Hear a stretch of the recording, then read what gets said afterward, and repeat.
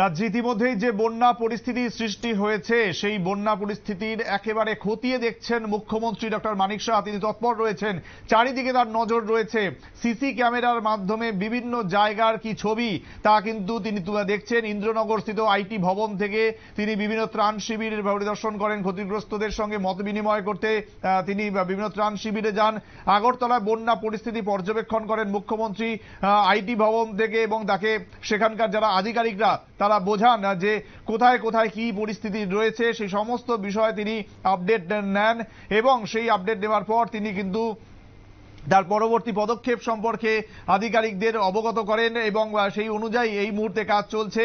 যেটা গোটা রাজ্যের পরিস্থিতি তা কিন্তু মুখ্যমন্ত্রী ডক্টর মানিক সাহা তিনি তৎপরতার সঙ্গে রয়েছেন বা দেখছেন। চারিদিক একেবারে কড়া দৃষ্টি তিনি রেখেছেন, মানুষের যাতে কোনো অসুবিধা না হয় সেই দিকে তার কিন্তু নজর রয়েছে এবং আধিকারিকদের থেকে তিনি প্রতি মুহূর্তের আপডেট নিচ্ছেন এবং বন্যা পরিস্থিতি পর্যবেক্ষণ করছেন মুখ্যমন্ত্রী ডক্টর মানিক সাহা। তিনি কিন্তু বিভিন্ন ত্রাণ শিবির পরিদর্শনও করেছেন। কি বলেছেন মুখ্যমন্ত্রী শোনাবো। দেখছি, যাচ্ছিও সব জায়গায়। যাওয়ার কথা ছিল সাউথে, কিন্তু রাস্তার যে অবস্থা সেখানে যাওয়া অসম্ভব। এর জন্য আগরতলার আশেপাশে সমস্ত জায়গাগুলো দেখছি এখানে। তো আপনারা সবাই দেখছেন কি অবস্থা এখানে। মানে কোনোদিন ভাবিনি যে ত্রিপুরার মতো জায়গায়, মানে বিশেষ করে সাউথের 375 মিলিমিটার বৃষ্টিপাত হয়েছে। এই জেলায় প্রায় জামার 350 এরকম সমস্ত জায়গা। আজকেও এখানে আগরতলা এবং এডিনগরে অ্যাবাউট 180 মিলিমিটার এরকম তো আমরা বৃষ্টি দেখিনি। সবাই মানে ডিজাস্টার তো ক্যালামিটি সবাই কাছে এসেছি, যেভাবে তাদের যাতে কোনো অসুবিধা না হয় সেই বিষয়ে খোঁজখবর নিচ্ছি। আমাদের সবাই কাজ করছে, সমস্ত গভর্নমেন্ট মেশিনারি প্লাস আমাদের যারা কাউন্সিলররা আছে খুব ভালো করে কাজ করছে। আমাদের পার্টিরও যারা আছেন সবাই কাজ করছেন। আমাদের মাননীয় পার্টির প্রেসিডেন্টও এখানে আছেন, সবাই উনিও ঘুরছেন সব জায়গায়। উনিও সব জায়গায় বলে দিয়েছেন যে সরকারি পর্যায়ে করবে, কিন্তু আমাদের যাতে যারা পার্টির যারা কার্যকর্তা আছে তারাও যেন এর মধ্যে যোগদান করছে সব জায়গায়।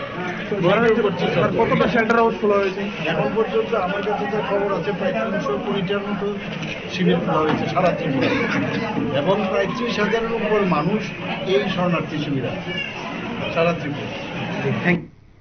মানুষ ত্রাণ শিবিরে আশ্রয় নিয়েছেন এবং মুখ্যমন্ত্রী পরিদর্শন করেছেন আইটি ভবন থেকে এবং দেখতে পাচ্ছেন এই ছবিটা যেখানে ত্রাণ শিবিরে মুখ্যমন্ত্রী যান, সেখানে কথা বলেন যারা দুর্গত যারা সেখানে আশ্রয় নিয়েছেন এবং সেই ছবি আপনাদের সামনে আমরা এই মুহূর্তে তুলে ধরছি। এবং গোটা রাজ্যে প্রচুর ত্রাণ শিবির খোলা রয়েছে, যারা কাউন্সিলররা বা তারা তৎপর রয়েছেন, যারা রাজ্যের প্রশাসনিক বা মহলে যারা যারা রয়েছেন তারা একেবারে তৎপর রয়েছেন যাতে এই বা খারাপ সময় এই দুর্যোগের সময় যাতে এক মানুষ আর এক মানুষের পাশে থাকতে পারে সেই ব্যবস্থা নেওয়া হয়েছে। এমনটাই কিন্তু মুখ্যমন্ত্রী একটু আগে জানাচ্ছিলেন। ত্রাণ শিবির তিনি পরিদর্শন করেন এবং তার আগে তিনি আইটি ভবনে সিসি ক্যামেরার মাধ্যমে সমস্ত বিষয়গুলো দেখেন যে রাজ্যের কোথায় কি পরিস্থিতি তৈরি হয়েছে। পাশাপাশি তিনি যারা যে সমস্ত আধিকারিকরা রয়েছেন আইটি ভবনে তাদের থেকে প্রতি মুহূর্তের আপডেট তিনি নেন এবং তিনি পরিষ্কারভাবে জানান, এমনকি তার দলের পক্ষ থেকেও কিন্তু যে সমস্ত কর্মীরা রয়েছেন তারা কিন্তু তৎপর রয়েছেন, রাজ্য সভাপতি তিনি তৎপর রয়েছেন। সব কিছু মিলিয়ে বন্যা পরিস্থিতি পর্যবেক্ষণ করেন মুখ্যমন্ত্রী এবং আগামী দিনে খুব শীঘ্রই এই আনএক্সপেক্টেড সিচুয়েশন থেকে বেরিয়ে আসা সম্ভব হবে বলেই তিনি আশা প্রকাশ করেন।